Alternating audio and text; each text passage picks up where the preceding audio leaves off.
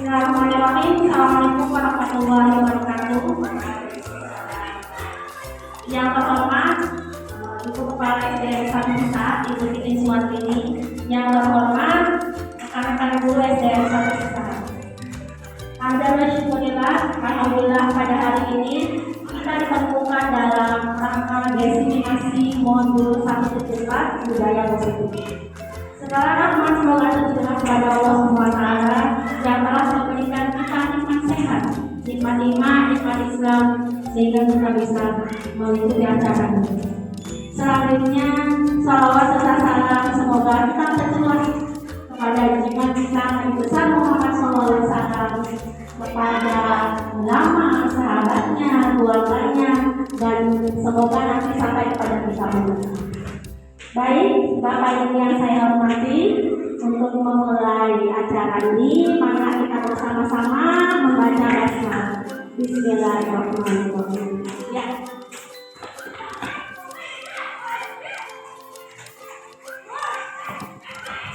Sebelumnya perkenalkan, nama saya Mariana dari SDN 1 Pusat. Saya merupakan CDK Angkatan 7 Kabupaten Cirebon.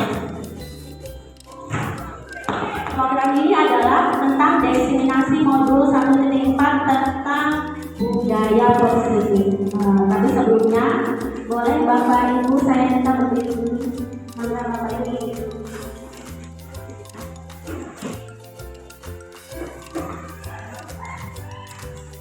Bapak dan Ibu perhatikan tangan kaki saya. Ya, sekarang silakan Bapak dan Ibu ikuti apa yang saya lakukan. Tangan kanannya telunjuknya ke atas, putar ke kanan 2 kali, 1, 2, 3, putar ke kiri 2 kali, 1, 2, 3, pegang dahi. Ya, apa ini dahi? Apa ini dahi? Ya, berarti Bapak Ibu konsentrasi dahi ya. Jangan ikuti saya ya. Oke, sekali lagi. Kita putar ke kiri dulu 3 kali. 1, 2, 3. Putar ke kanan. 1, 2, 3. Pegang pundak. Oke, siap. Kita sudah konsentrasi. Silakan Bapak Ibu duduk kembali. Oke ya. Sudah konsentrasi baik. Modul 1 tentang budaya positif. Ya, tujuannya adalah yang pertama membagikan pemahaman mengenai konsep budaya positif yang di dalamnya terdapat perubahan paradigma, stimulus respon menjadi kontrol, serta misi jadwal motivasi, perilaku manusia, motivasi internal dan eksternal, lalu keyakinan kelas, hukuman dan penghargaan, 5 kebutuhan dasar manusia. Yang pertama bahwa hukuman dapat mendisiplinkan anak. Silakan yang mau menjawab Ibu Lia. Setuju atau tidak setuju? Ya. Selanjutnya, pemberian hukuman dengan hal positif seperti membaca atau membersihkan halaman sekolah dapat meningkatkan disiplin anak. Ibu Eci, setuju atau tidak setuju? Setuju. Yang terakhir, memberikan penghargaan dapat meningkatkan motivasi belajar anak. Ibu Yoyo? Jadi dari 3 soal ini jawabannya semua ya. Oh, ini udah janjian jawabannya sama. Ada jawaban yang lain. Baik, Bapak dan Ibu yang saya hormati, mari kita mulai dari konsep yang pertama. Ya, konsep yang pertama, perubahan paradigma stimulus respon menjadi teori kontrol. Apa itu perubahan yang paradigma tersebut? Bapak Ibu silakan mempraktekkan peristiwa ini. Bapak dan teman Bapak dan teman Ibu di sebelah, silakan sobeklah secari kertas kecil, tuliskan benda sesuatu yang sangat berharga untuk Anda, letakkan di salah satu tangan Anda dan genggam benda tersebut dengan segala daya. Buatlah sebuah kepalan. Jadi nanti boleh Ibu pimpin kepala sekolah, saya minta untuk dirikan dengan Ibu Yoyo. Nanti A dan B. Ya, nanti yang A itu boleh A, B, ya.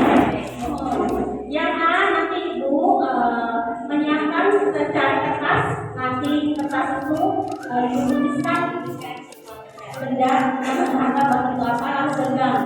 Yang B, Ibu Yoyo nanti berusaha dengan sekuat tenaga mau membujuk, mengintimidasi, silakan untuk agar Bu Titin mau membuka kepala anak tersebut. Ya.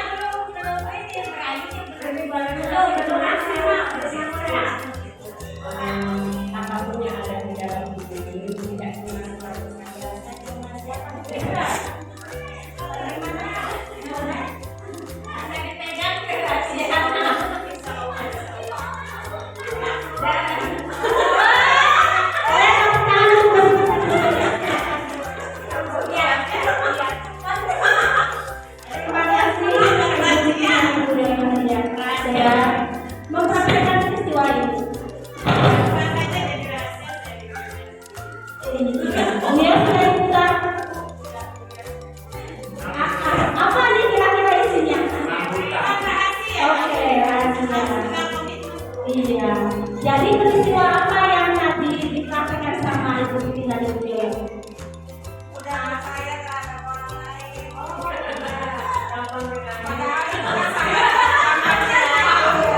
Harusnya kalau itu sangat berharga bagi dirinya orang lain yang boleh tahu. Oke, setuju tepuk tangan dong. Ya. Nah, yang dipraktekkan sama Ibu Titin dan Ibu Yoyo tadi adalah paradigma stimulus respon. Nah, silakan Bapak Ibu dicermati di depan. Yang pertama, ilusi guru mengontrol murid. Yang pertama, ilusi guru mengontrol murid. Bapak dan Ibu mungkin paham apa itu ilusi. Ilusi fata morgana sebenarnya tidak terjadi. Jadi pada dasarnya murid itu tidak mau dipaksa. Ketika murid melaksanakan perintah guru, berarti murid itu mengizinkan dirinya dikontrol oleh orang lain. Yang kedua, ilusi bahwa kritik akan membuat orang merasa bersalah dan melupakan karakter. Jadi ini salah ketika diterapkan kepada siswa. Kenapa salah? Kenapa salah ya Bapak Ibu? Dengan kritik, mereka membangun imajinasi yang negatif terhadap dirinya. Jadi yang keluar nanti bukan perilaku positif. Perilaku positif dilaksanakan ketika dikritik, tapi setelahnya mereka membangun pemikiran yang negatif, sehingga setelah perlakuan tersebut selesai mereka akan kembali ke perlakuan yang lama. Nah, mungkin lebih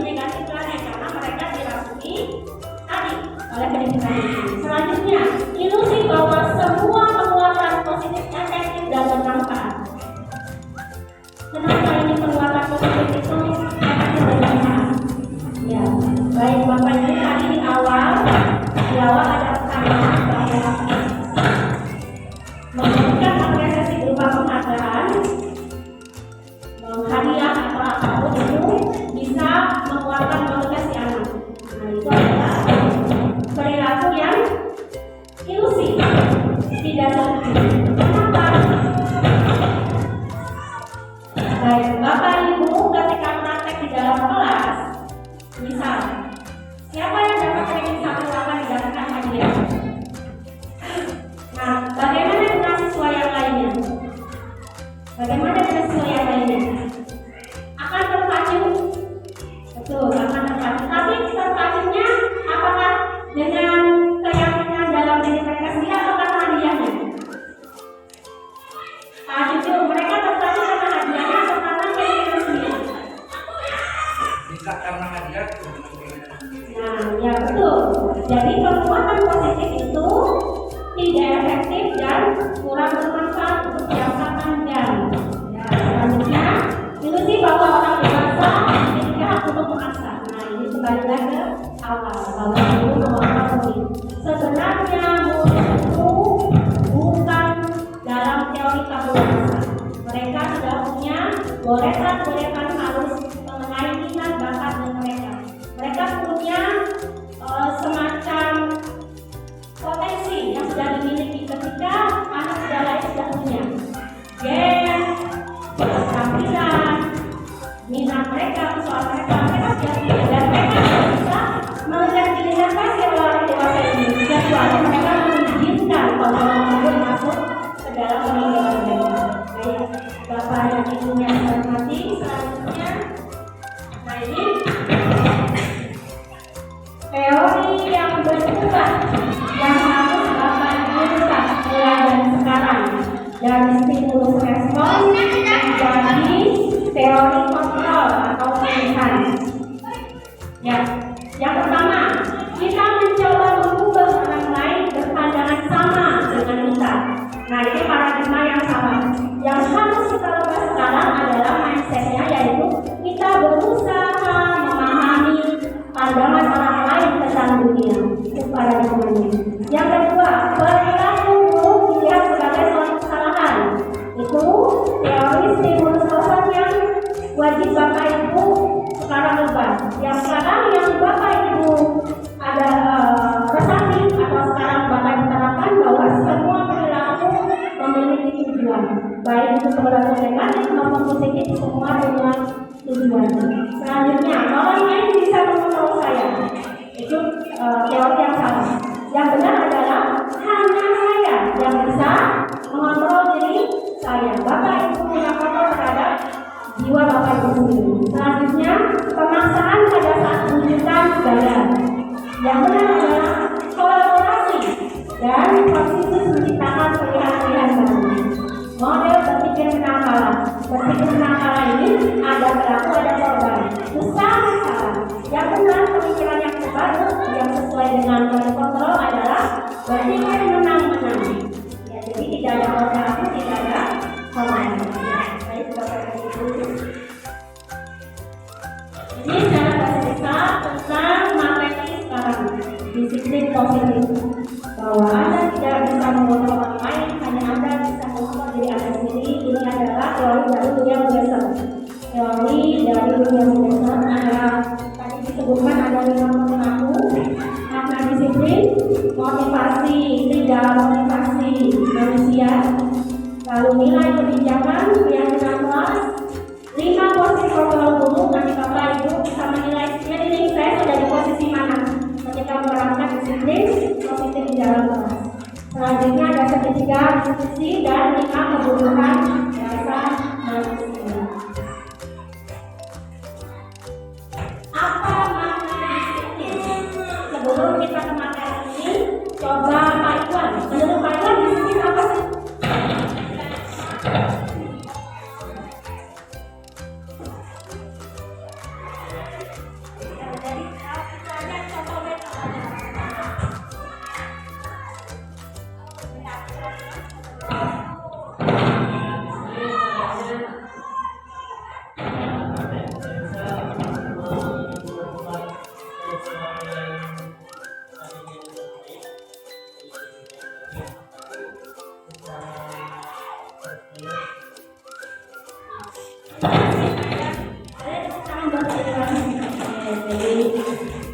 Secara terus-menerus dilakukan di Indonesia.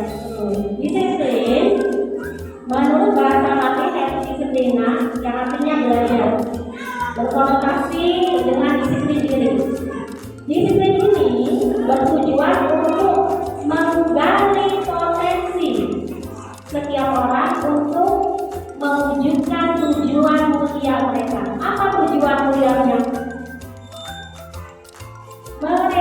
mengimplementasikan nilai-nilai keyakinan yang sudah dimiliki oleh orang tersebut. Nah, itu adalah makna disiplin, ya. Jadi sebenarnya makna disiplin itu bukan hanya hukuman, peraturan, konsekuensi, tidak, tapi lebih kepada menggali potensi yang apa yang sudah dia miliki.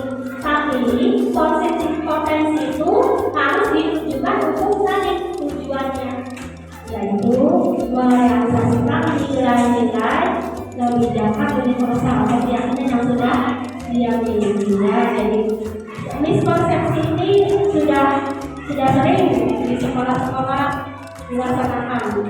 Disiplin itu berarti harus ada ancaman. Disiplin itu harus ada hukuman. Padahal bukan seperti itu ya Bapak Ibu. Baik. Nah, tadi disebutkan bahwa disiplin itu mau mewujudkan tujuan mulia. Tujuan mulianya itu nilai-nilai kebijakan universal.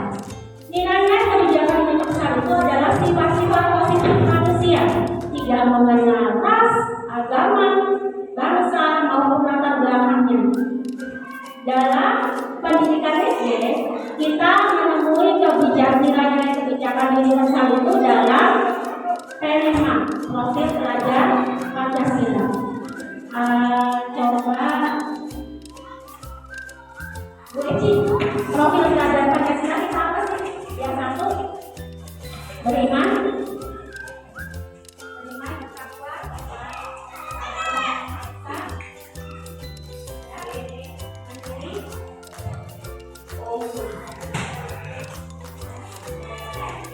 tindakan global, gotong dan kreatif. Ada 6 dari pendengar kita. Beriman, bertakwa pada Tuhan Yang Maha Esa, mandiri, bernalar kritis, bertindakan global, bergotong royong dan kreatif. Ya. Jadi nilai-nilai yang ingin kita munculkan dari disiplin anak ini, 6 ini. Contohnya, misalnya Bapak Ibu ingin menerapkan anak memakai seragam yang rapi. Ketika Bapak Ibu merancang dengan peraturan, mungkin efektif pada saat waktu itu. Tapi ketika anak sudah muncul nilai dari misal nilainya masih ini, saya harus mandiri, saya memakai seragam yang dicipta ke sekolah, saya mencari apa yang sudah nilai yang saya miliki. Jadi tidak usah disuruh lagi, anak-anak sudah betul memakai seragam dengan rapi. Ya. Selanjutnya konsep tentang teori motivasi, hukuman, penghargaan dan restitusi. Kembali lagi di awal yang tadi 2-3 pertanyaan tadi. Yang pertama, apakah hukuman itu efektif mendisiplinkan siswa? Jawaban Bapak Ibu, ya. Ternyata dalam teori ini bahwa hukuman itu tidak efektif dalam mendisiplinkan anak. Penghargaan juga sama, tidak efektif mendisiplinkan anak. Penguatan positif juga sama, tidak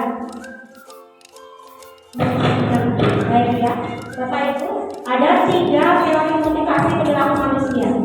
Yang pertama, menghindari ketidaknyamanan atau hukuman. Contoh, anak-anak berangkat tadi motivasinya karena tidak takut dihukum sama gurunya. Itu masih munculnya motivasi yang pertama, eksternal. Yang kedua, untuk mendapatkan imbalan dari orang lain atau instansi. Misalnya contohnya anak-anak mendapat ranking 1 karena pengen dapat hadiah. Itu juga motivasi eksternal yang berasal dari luar diri. Yang lebih kuat, yang 3, untuk menghargai diri sendiri. Tadi anak-anak berangkat lebih pagi karena mau menghargai nilai-nilai yang ada dalam diri. Saya ingin menghargai nilai saya yang positif. Itu yang paling kuat. Karakter ini yang Bapak Ibu nanti harus munculkan pada anak saya. Itu motivasi internal dalam diri siswa. Ya.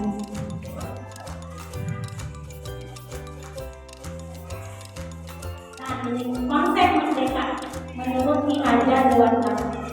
Mereka menurut Ki Hajar Dewantara adalah tidak terlepas dari perintah dan akan tetapi juga sangat membuat memerintah diri sendiri. Ya. Kalau saya bersikap semuanya, merdeka menurut jiwa Dewantara adalah berdaya memilih pilihan sendiri dalam mengatasi masalah. Contoh yang paling konkret, ketika Bapak Ibu mau mengajarkan di kelas itu menggunakan media HP dan kuotanya.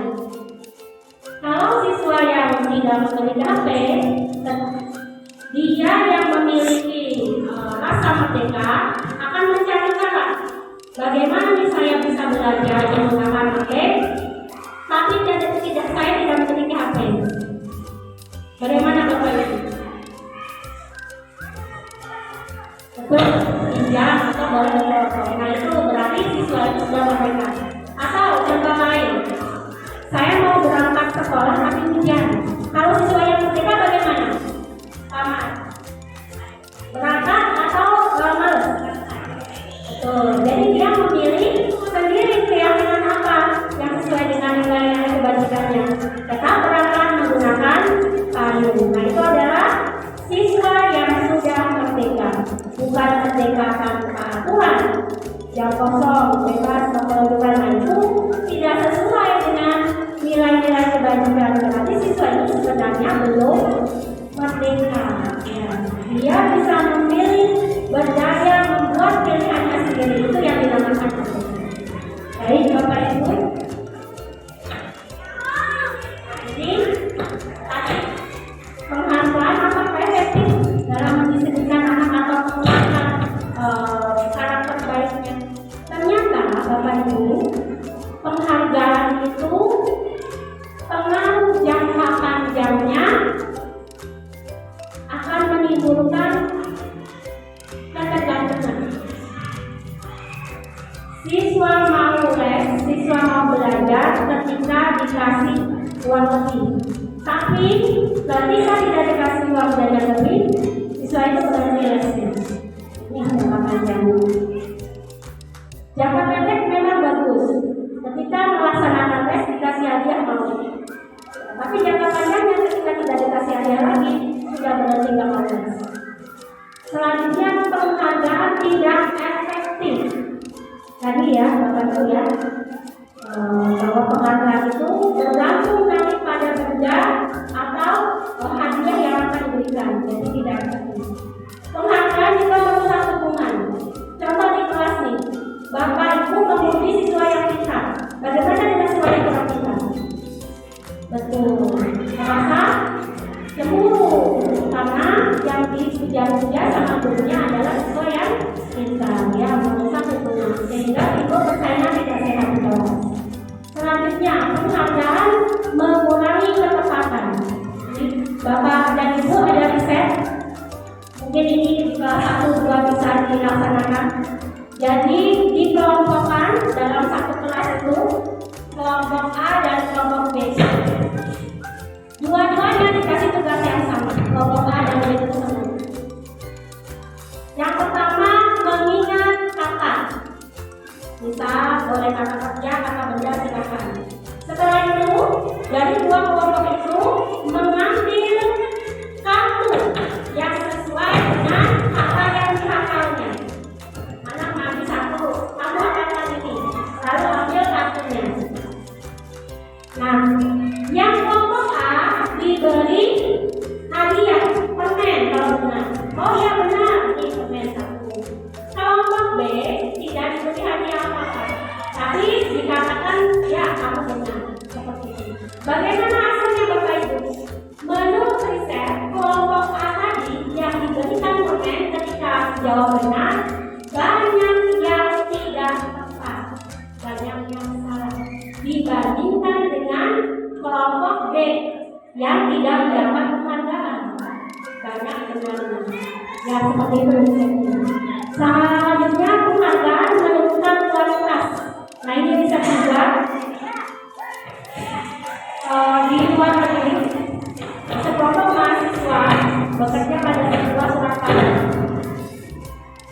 Ketika mereka sudah mumpuni untuk membuat jurnal dan dipublikasi, mereka mendapatkan imbalan atau hadiah.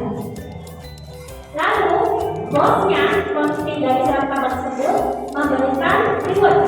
Siapa yang paling bagus akan mendapatkan bonus sekian sekian sekian. Apa yang terjadi Bapak Ibu? Ternyata kreativitas mereka tidak berkembang karena mereka terbebani dengan penghargaan tersebut. Berbeda dengan mahasiswa yang tidak diberikan reward apa-apa, mereka lebih berkembang kreativitasnya.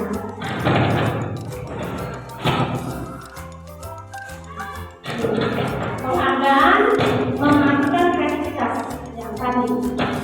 Mereka lebih berkembang kreativitasnya ketika tidak memikul beban reward. Betul nggak Bapak Ibu? Ya, saya misal Pak Cucu nih, Pak Cucu kira-kira menang dari lomba asik ini terbebani tidak? Nanti saya kasih Pak Cucu 1 juta, terbebani tidak? Oke, tapi secara kenyataan Pak Cucu terbebani. Beda dengan Pak Cucu tidak mendapatkan reward itu, tapi dengan nilai internal Pak Cucu. Saya ingin menghargai nilai yang ada dalam diri saya, maka saya mampukan siswa saya untuk berlatih. Seperti itu ya Bapak Ibu. Penghargaan juga umum tadi. Contoh di kelas, yang ranking 1 sama ranking 2, mana yang lebih merasa terhukum? Yang sudah mendapatkan ranking. Ya, saya merasa terhukum nih karena tidak mendapatkan tulisan. Ada mungkin anak pulang nangis ya Bapak Ibu, atau bisa mengeluh sama orang tuanya, lupa saya tidak dapat nih, tidak dapat ranking nih. Ada anak yang seperti itu. Ya, jadi penghargaan umum. Yang terakhir, motivasi dalam diri. Nah ini,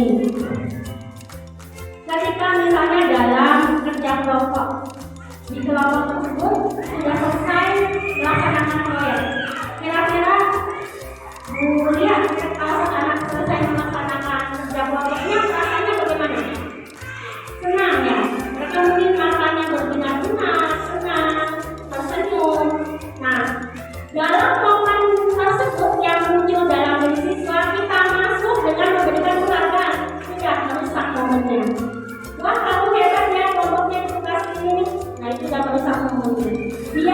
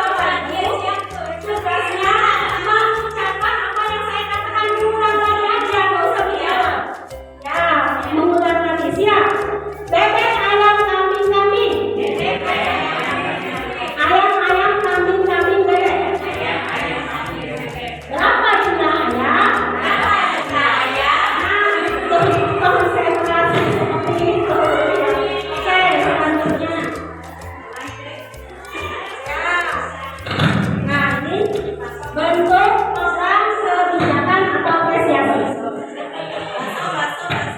Ya. Ketika memberikan apresiasi itu pengakuan diberikan secara khusus kepada siswanya, perilakunya apa, lalu secara pribadi dan bergantian kepada semua murid, konsisten melakukannya dan fokus pada proses. Contohnya apa? Silakan di sini. Pembuka. Kemarin saya perhatikan nilai kebijakan yang disebutkan. Rasa empati itu lebih besar ya, karena apa? Pada saat menolong murid baru di kelas kita, itu bentuk apresiasi. Dan hendaknya Bapak Ibu berpikiran ke semua siswa. Lalu saya menghargai kepedulianmu, situasinya pada saat kamu membantu teman-teman di tugas kelompok. Nah itu adalah contoh bentuk apresiasi. Baik, nah ini konsentrasi juga nih, ada isian. Tindakan guru apakah termasuk hukuman atau konsekuensi? Saya mulai dari kalimat dulu ya Kak. Mencatat 100 kali di dalam buku kalimat saya tidak akan terlambat lagi karena terlambat sekolah. Hukuman atau konsekuensi Pak? Hukuman, jawabannya cuma dua pilihan. Apakah hukuman atau konsekuensi? Hukuman. Oke, Wiyanti. Lari memenuhi lapangan basket 2 kali karena terlambat hadir di sekolah. Ya. Hukuman? Ya. Murid diminta push up 15 kali karena tidak menggunakan masker sekolah. Iya ya, menggantikan kertas sudah teman yang telah dicoret-coret. Konsekuensi. Waiting, membersihkan tumpahan air di meja tulis karena tersenggol pada saat belajar. Konsekuensi. Pak Cucu, murid disuruh untuk mengenakan sepatu seharian di sekolah karena tidak mengenakan sepatu hitam. Ini untuk melepas. Harusnya murid melepas sepatu, tidak pakai sepatu seharian karena tidak memakai sepatu hitam. Konsekuensi atau hukuman? Konsekuensi. Paham? Lari mengelilingi lapangan basket 2 kali karena terlambat 10 menit untuk belajar basket Josa. Hukuman. Ya, baik Bapak Ibu. Mari kita lihat jawabannya dengan Bapak Ibu sudah menjawab benar ya? Ada yang masih berbagi? Ya, bisa selalu sekali di buku kalimat tersebut adalah hukuman. Lari dengan lapangan juga hukuman. Murid pusat hukuman. Menggantikan tugas teman itu adalah tadi konsekuensi. Membersihkan tumpahan air di meja tulis juga sama. Itu wajib konsekuensi. Murid disuruh untuk mengenakan sepatu seharian tadi pakai yang benar adalah hukuman. Samaan lari menuju lapangan basket itu adalah contoh konsekuensi. Jadi apa bedanya Bapak Ibu hukuman sama konsekuensi?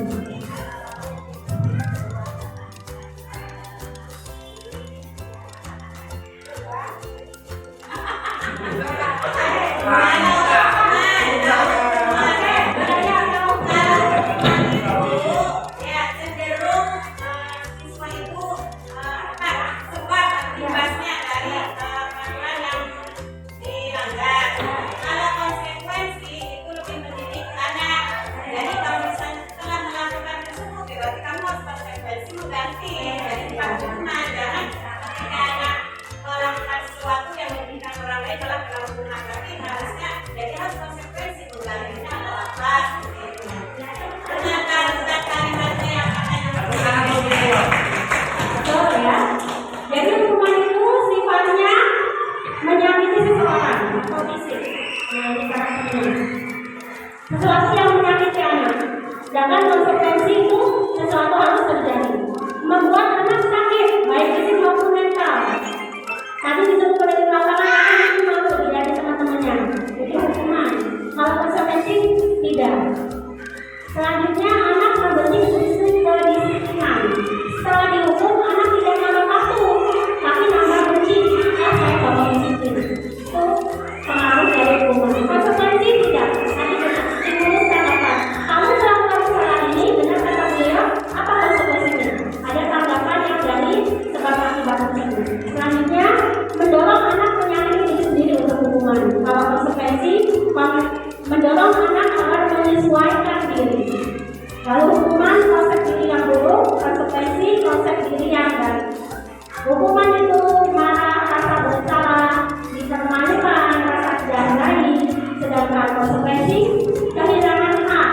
Misal, anak terlambat 10 menit, tidak dihukum keliling lapangan, tapi konsekuensinya kamu tidak boleh istirahat selama kamu terlambatnya berapa menit. 10 menit kamu tetap istirahat 10 menit, jangan lupa. Itu konsekuensinya.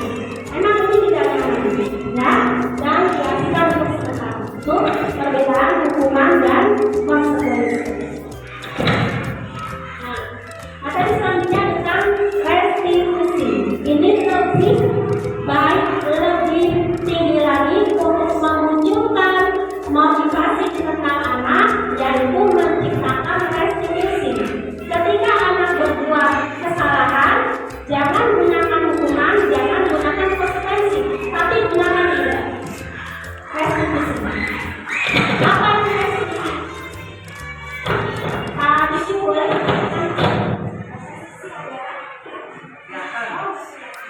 mulia.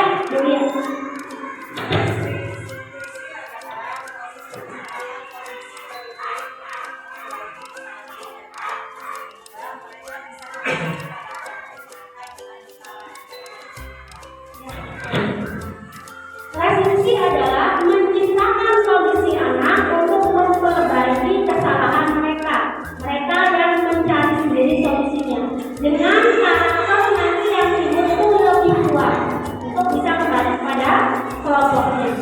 Restitusi ini merupakan kolaboratif, jadi dari sendiri-sendiri Bapak Ibu perlu membimbing anak melakukan restitusi ini. Bisa juga kolaborasi dengan guru yang lain untuk mengajarkan anak mencari solusi atas masalah mereka dan membantu murid berpikir tentang apa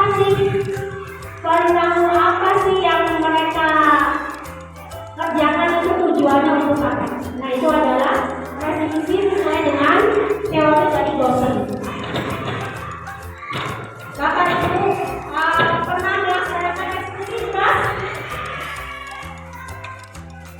Yanti atau Bu Titin? Kalian pernah melaksanakan restitusi di kelas?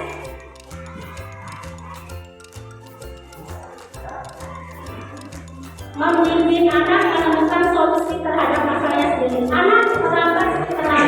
Nah, solusinya bagaimana? Anak terlambat.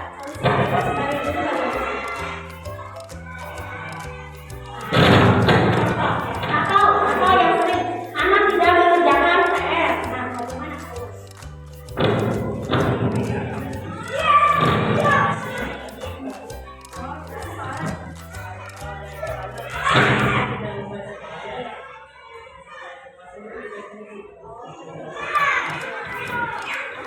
Berarti konsekuensi ya, Pak? Konsekuensi ya, tidak apa-apa. Cucu, kalau misalnya anak tidak mau untuk olahraga nih, nah bagaimana sikap cucu?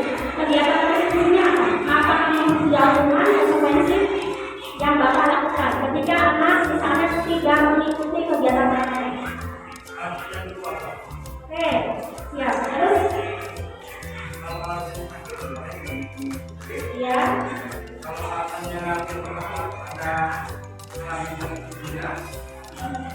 dia malas, kita akan memperbaiki dengan hukuman. Oh ya. Tadi menanyakan alasan di tempat itu. Nah, itu sudah termasuk bagian dari kegiatan restitusi. Tapi hukumannya nanti bakal kurangi ya, Pak. Kita cari solusinya seperti apa nih? Ciri-ciri dari restitusi yang pertama, bukan untuk menebus kesalahan, namun untuk belajar dari kesalahan, memperbaiki hubungan, ditawarkan kebijakannya apa, penyelesaiannya seperti apa, bukan dipaksa, kamu harus begini, bukan. Selanjutnya restitusi juga untuk menuntun melihat apa sih potensi dari anak tersebut. Contoh, di kelas saya nih, Bapak Ibu, ketika saya menjelaskan matematika, beberapa siswa libur. Ternyata setelah ditelusuri,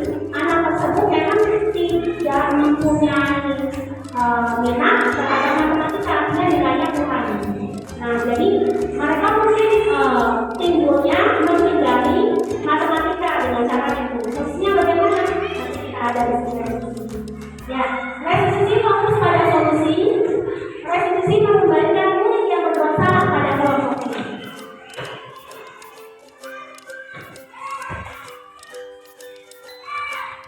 Bapak dan Ibu, silakan melihat ke samping kelas saya. Saya sudah melaksanakan kegiatan keyakinan kelas. Ini contoh keyakinan kelas itu tadi disebutkan bahwa keyakinan kelas adalah nilai-nilai kebajikan universal yang tidak memandang suku, ras, agama, dan ini berlaku secara umum di dunia. Ketika Bapak Ibu menerapkan sikap keyakinan kelasnya menghormati orang lain, kita mengenal dalam dunia itu hak, ham, dan sejenisnya. Dan itu berlaku secara universal. Itu adalah keyakinan kelas. Keyakinan kelas itu bersifatnya abstrak. Kata-katanya abstrak. Saling menghargai. Saya menghargai diri saya untuk bersemangat belajar di kelas. Bukan misalnya kamu memakai seragam yang rapi. Nah, itu bukan keyakinan kelas. Karena masih berupa peraturan.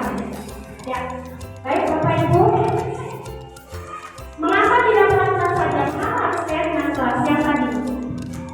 Kamu harus masuk pukul 6.45. Beda kalimatnya dengan saya menghargai saya dan orang lain, maka saya harus rajin berangkat lebih pagi. Beda tidak bahasanya dengan yang pertama dengan yang kedua.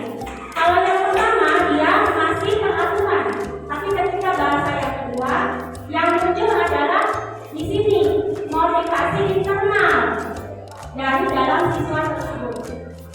Dilarang buang sampah dengan menjaga kelas supaya nyaman ketika belajar. Mana yang lebih baik? Yang pertama atau yang kedua? Yang kedua. Ketika anak sudah menyadari motivasi internalnya, oh ya, keyakinan kelas saya membersihkan kelas itu supaya kelasnya nyaman. Dengan anak disuruh buang sampah di tempatnya, itu berbeda. Yang timbul yang pertama adalah peraturan, yang tadi membuang sampah di tempatnya peraturan, yang kedua nanti yang timbul adalah restitusi, motivasi di tengah anak tersebut muncul. Ya, baik Bapak Ibu. Nah ini adalah lingkaran pengaruh. Bapak Ibu bisa melihat peraturan kelas, lingkarannya kecil atau besar? Iya betul. Peraturan kelas lingkarannya kecil, pengaruhnya sangat kecil terhadap anak. Yang kedua keyakinan kelas yang berwarna hijau. Lingkungan positif, budaya positif.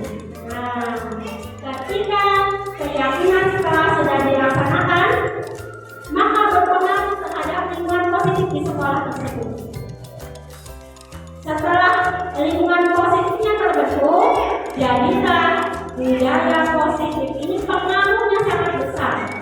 Bagaimana pembiasaan seperti misalnya budaya setiap hari Jumat anak sholat duha maupun membaca Asmaul-Husna atau literasi di kelas atau membaca doa 5S itu adalah contoh-contoh budaya positif. Ketika sudah ditanamkan keyakinan kelasnya, maka pengaruhnya akan besar. Beda dengan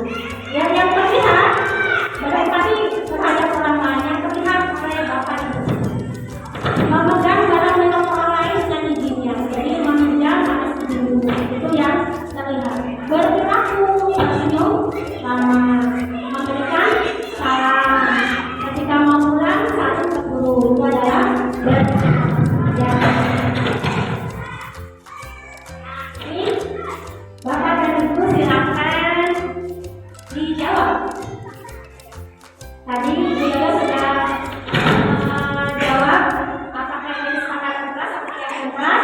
Sekarang mari kita bersama-sama dari beberapa macam aturan atau kalimat tersebut apakah termasuk keyakinan kelas atau bukan. Ibu Ratu yang pertama, selalu mengajukan kembalikan bukan tadi keyakinan kelas atau bukan. Selalu kembalikan buku ke tempat. Kembalikan buku ke tempat. Keyakinan kelas atau bukan? Keyakinan, oke. Selanjutnya, dilarang mengganggu orang lain, dunia. Keyakinan kelas atau bukan?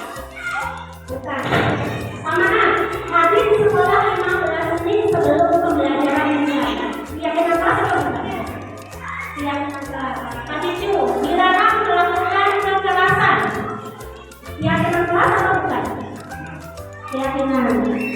Wajib dilarang menggunakan narkoba. Keyakinan. Bu Yoyo bergantian menunggu giliran. Keyakinan atau bukan? Bukan. Bu Titi gunakan masker. Peraturan, jadi bukan keyakinan kelas ya. Bu Yanti jangan berlari di kelas atau koridor. Peraturan atau keyakinan kelas bukan?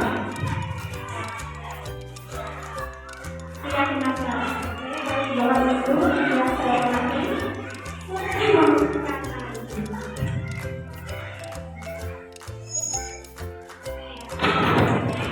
Selalu kembalikan dia untuk ke tempatnya. Keyakinan kelas. Dari tanggung jawab. Dilarang mengganggu orang lain. Keyakinan kelas. Ya, betul. Menghormati orang lain, keyakinan kelas. Hadir di sekolah 15 menit sebelum pembelajaran dimulai. Betul, itu keyakinan kelas. Apa yang muncul? Menghormati orang lain. Betul. Dilarang melakukan kekerasan. Keyakinan kelas. Betul. Apa? Nilainya keselamatan, menghormati orang lain. Dan sampai jangan berlari di kelas atau pelajar. Keyakinan kelasnya adalah keselamatan dan keamanan. Ya. Baik, Bapak dan Ibu, kita materi selanjutnya yaitu terima kebutuhan dasar manusia dan dunia berkualitas. Nah, Pak Cucu, dari materi ini kira-kira apa sih kebutuhan dasar manusia itu? Makan? Betul, betul. Memang betul makan.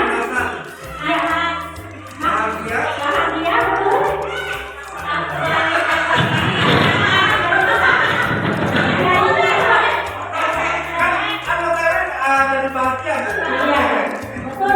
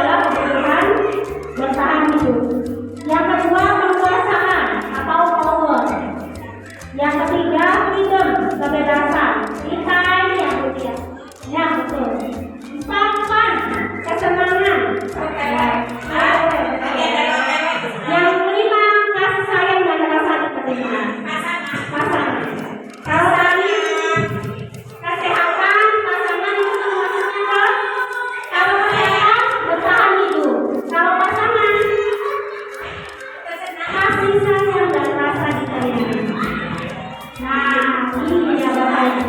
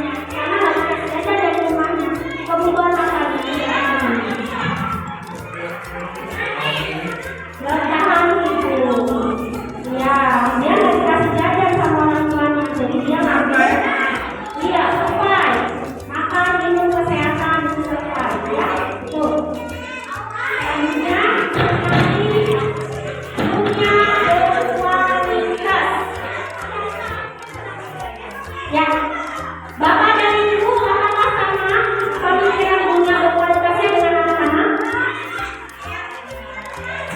Sama tidak ya? Dunia berkualitas itu adalah gambaran Bapak.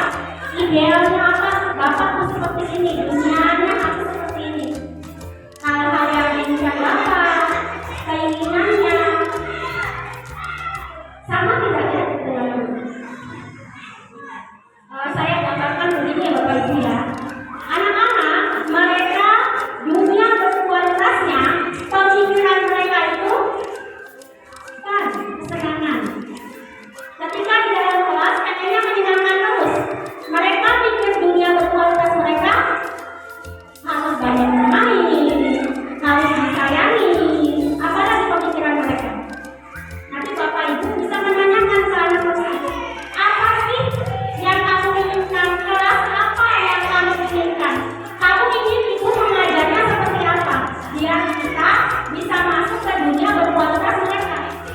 Nah itu, ya tadi Bapak berbeda, betul-betul ya Bapak ya.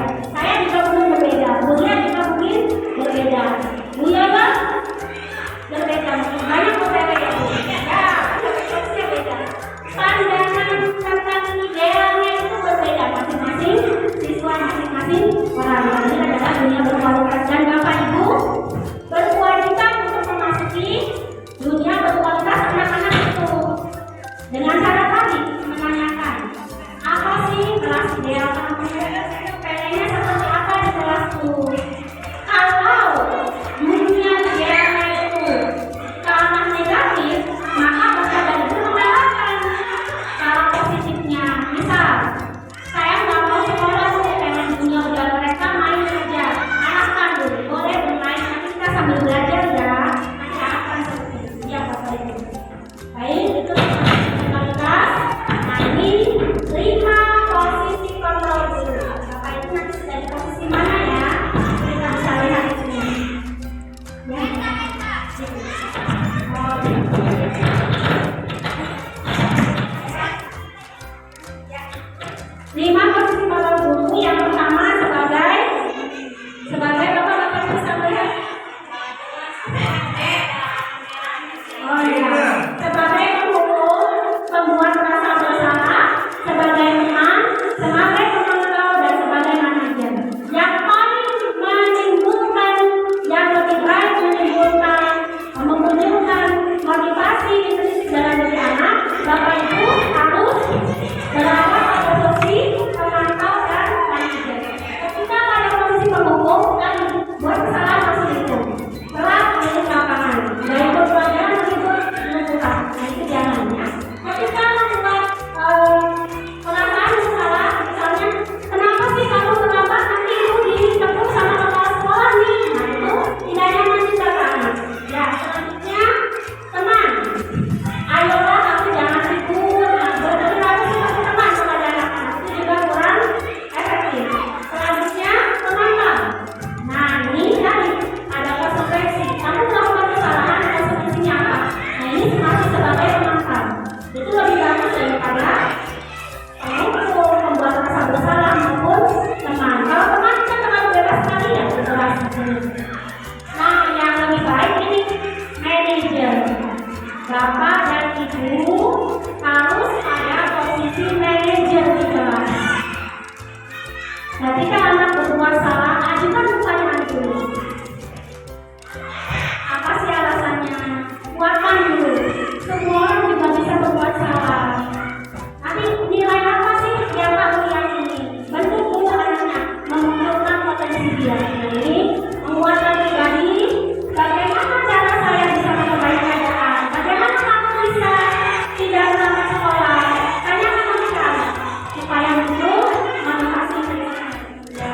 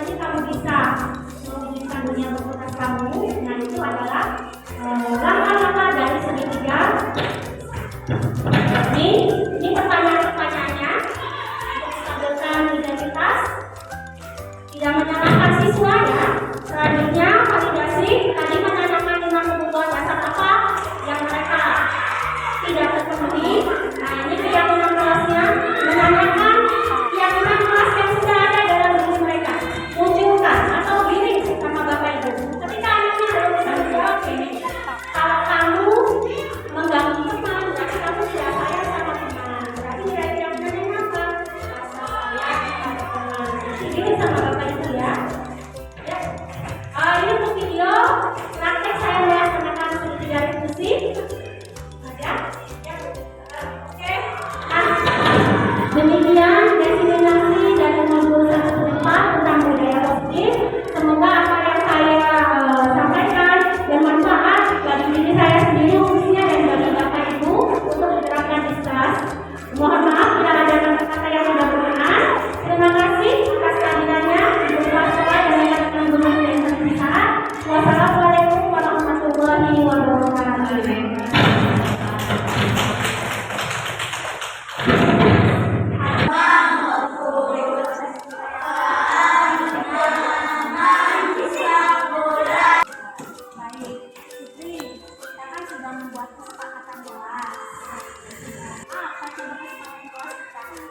Assalamualaikum warahmatullahi wabarakatuh.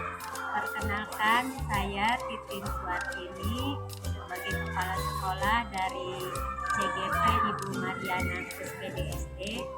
Selama Ibu Mariana mengikuti kegiatan pendidikan bergerak, banyak mengalami perubahan, diantaranya Ibu Mariana lebih rutin melaksanakan praktik-praktik baik dalam melaksanakan program-program sekolah. Bu Mariana juga ikut berkontribusi untuk meningkatkan mutu pendidikan sekolah, seperti menerapkan budaya positif, melakukan diseminasi, menciptakan lingkungan sekolah yang aman dan nyaman bagi tumbuh kembang dan peserta didik. Sekian